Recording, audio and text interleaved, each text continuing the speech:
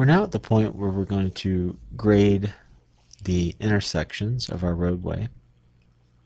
We have 2 of them to regrade, and it's important that we all kind of start on the same page, so I've got a data set included in our standard data set here that kind of has the project saved off and the file saved off at a stage where we can create the intersection design. So I'm going to be going into that design file and that modeler project file. It's called intersections.dgn in the same folder as my site plan and intersections.gsf. So let's go ahead and get back into Power Civil. And again, I'm going to select intersections.dgn. And when I go into Site Modeler, by accessing the Civil Modeler, I'm going to browse and select intersections.gsf.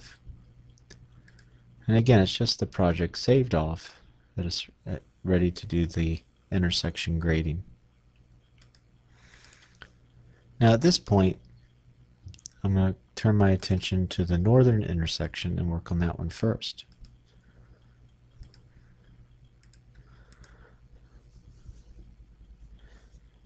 The first step in grading the intersection will be to take this joint line or this dashed element that got created when we graded or created the object road, main road.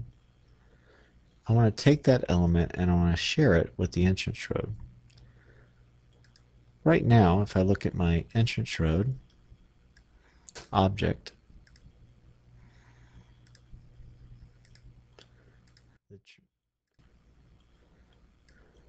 in the triangles, I'll see that that element's not part of it. So the first thing I want to do is make that element part of entrance road. So to do that, I go to Modeler, Elements, Information. I click the Select Element icon. I click on the element that I want to share. I select Accept It. It tells me what element it is. It's a boundary. It tells me about its vertices. It tells me what objects it's a member of, in this case main road, and that's where I want to add it to entrance road as well. So I click the Add icon, select entrance road, click OK, and Update, and it will update that element and make it part of entrance road too as well. If you pay attention to the lower left corner of your Power Civil window, you'll see it's updating section for element 404 and so forth, and it might go through several elements that it's updating.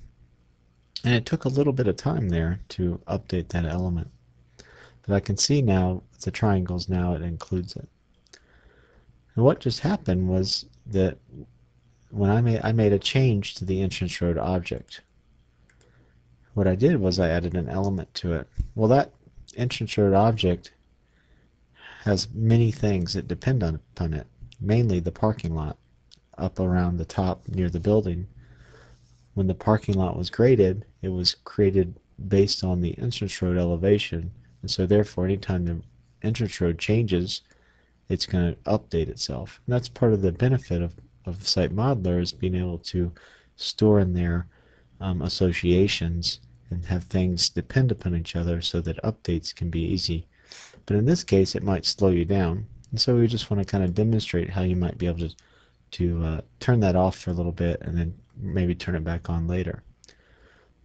So being familiar with the project, I know that up here around the entrance road, I have a level called DES Construction Elements. And on that level is a green dashed element. I'm going to info it. It's a site element that we created, and it's part of this temp1 object. And under the Associations tab, it references the entrance road. So whenever the entrance road changes, it changes. And anything downstream of that element will change. And every element in the parking lot happens to be downstream of that element. So what I'm going to do is I'm just going to turn associations off for it. Click Update, and now that element, which gets its elevation from the entrance road, won't change as I'm working in the entrance road. Therefore, any element that depends upon it won't change, and it might speed things up. So just to demonstrate that, I'll go back to the intersection, and I will info this element again, and this time I'll take it out of the entrance road, update, and it'll only take a couple seconds. And now it's back. I'll add it back, click Update, and that element's back in the entrance road. You see it comes back, responds pretty quick, so nothing's updating, so it doesn't take as long. So sometimes it's helpful to turn that off, or if you need to. Now next we're going to take a look at finishing up the intersection by creating the curb returns and the section for the curb returns and grading them.